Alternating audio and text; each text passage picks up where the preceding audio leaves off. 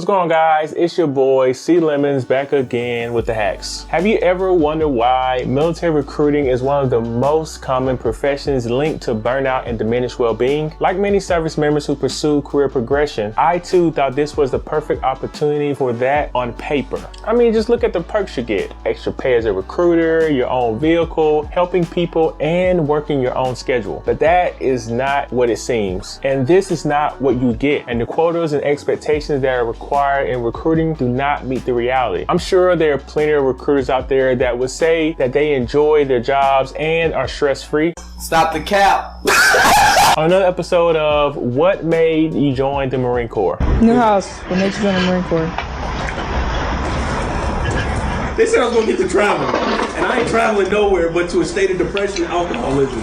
Plus, a limited draft could be looming, but more on that in another video. And you hate to see it. Believe it or not, most recruiters dislike the high goals that they are given and are struggling to cope with the added stressors of higher ups. This can be alarming because I found that military recruiters face several job stressors, including pressures to meet monthly production quotas, long working hours, and time away from family. They also work in relative isolation with limited work social support networks. So picture this: recruiters working tirelessly to find the best candidate for the military, but beneath their unwavering dedication lies a silent struggle. Burnout. According to this article, military recruiters can face burnout due to immense pressure of meeting targets, handling rejection, and working in a demanding environment. From my own experience, I will say that initially it did not seem as though any of this would be a thing, and that is because I started recruiting in 2018 when goals were not as inflated and working long hours was not as prevalent as it is now. But then things began to take a turn for the worse. To put things in perspective, I have done both field recruiting and digital recruiting. A lot of people don't bring these things up due to how this could affect a person's career,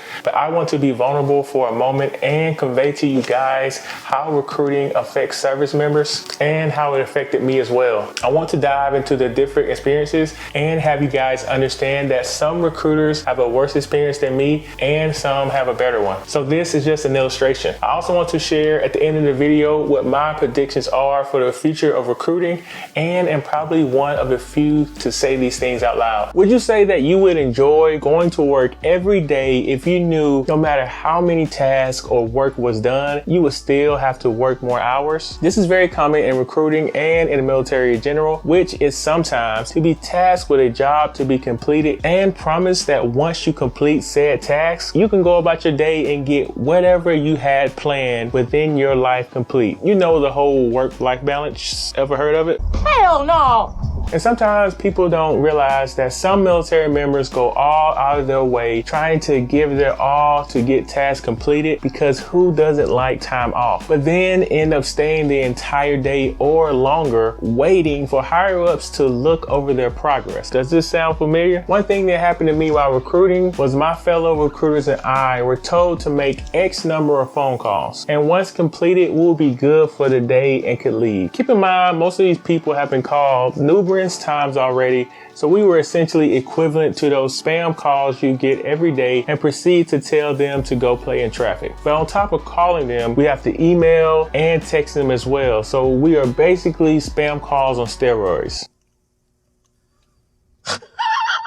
And to be honest, I would go to work every day with the idea that even though some things may not make sense, I understand the idea behind it, but things started to unravel. Once we reached the number that was given, the tone changes, and what we were told previously is then altered, and then we are giving more people to call to fit this narrative that even though nobody is joining, at least we called 1 million people. God damn it! You can't make this shit up!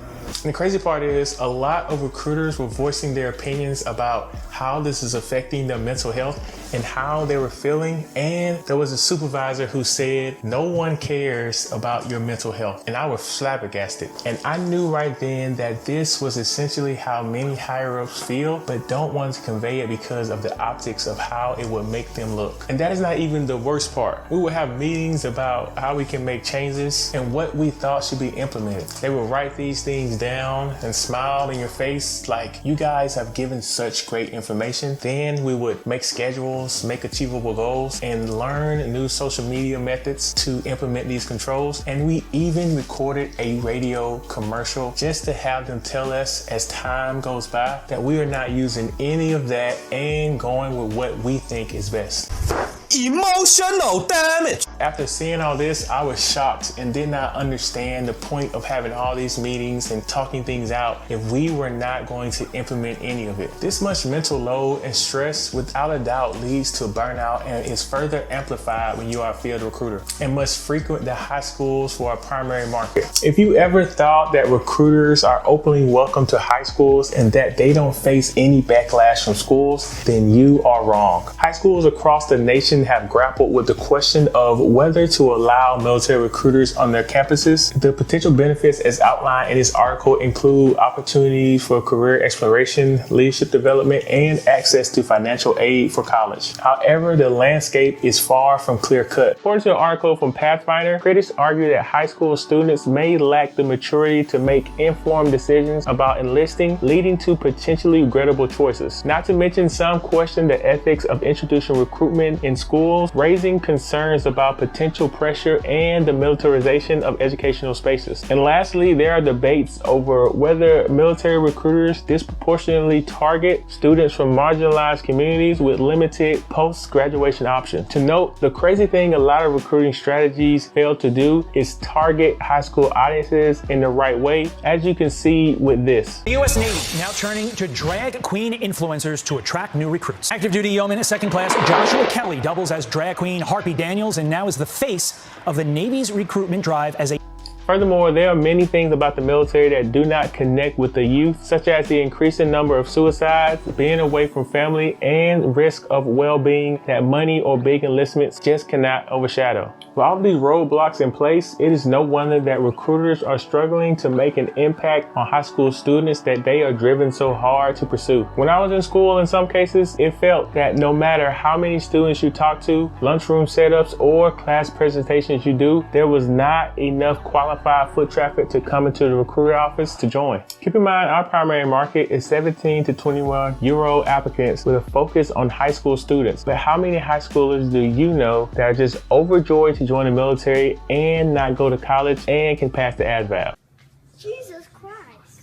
Yeah, I don't know a lot either. So in some cases, the recruiters may feel as though they are playing a zero-sum game in that they are set up with failure with so many obstacles in their way, which can cause burnout and diminished well-being, job satisfaction, and performance. So let me ask you a question. Would you pursue a profession with career achievement and accolades, and you would also have to experience ridiculous amounts of mental, physical, and emotional stress? I'm assuming you would not, but that is the life of most recruiters. Let's dive into the mental stress that happens in recruiting. In recruiting, you have two phones, your work phone and your personal phone. But everyone knows the work phone is really a leash that is there so they can call you anytime they want because recruiters are never off, as they explain it. So I recall I would make calls all day, talk to people all day, and when it's time to get off and go home, I have nothing to give to the people that are in my life, which can negatively impact the relationships you have developed with loved ones. And this is evident when I would just zone out whenever I would get off and a girlfriend, mom, or sister would want to talk to me and I just had nothing to give them. This is when I started to really become self-aware of what was going on. So not only are recruiters thinking about calling people, going to schools, taking people to MEPS, dealing with the day-to-day recruiting activities, they also must muster up enough energy to go home and be a great parent, spouse, friend, etc., which can overwhelm anybody. This can be taxing for them over time. Let's dive into the emotional stress. A lot of recruiters succumb to emotional stress because some genuinely care about the applicants that they spend time with and try to align their wants and needs with the branch of service that they are pursuing.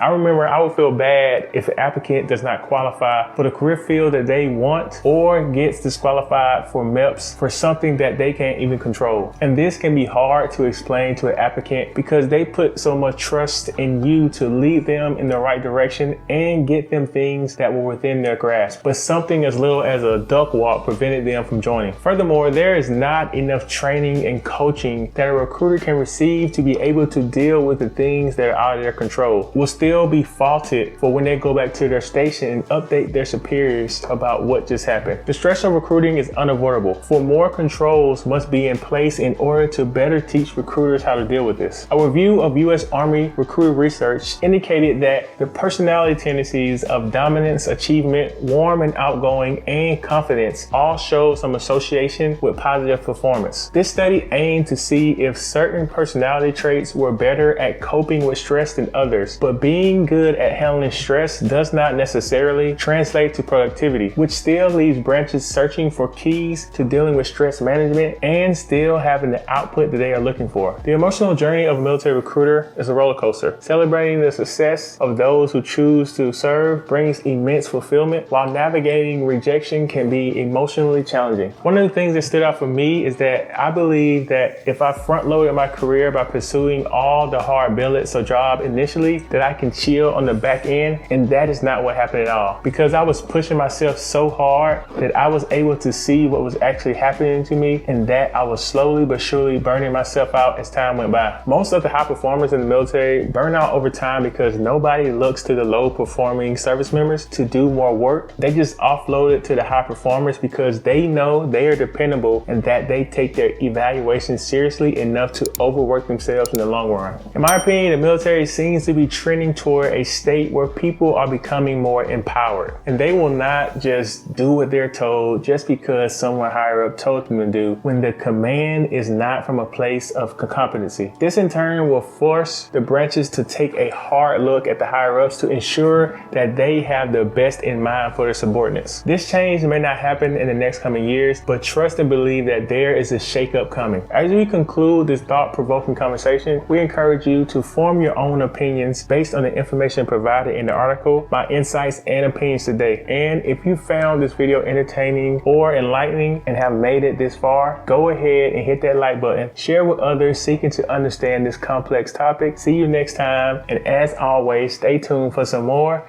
military hacks.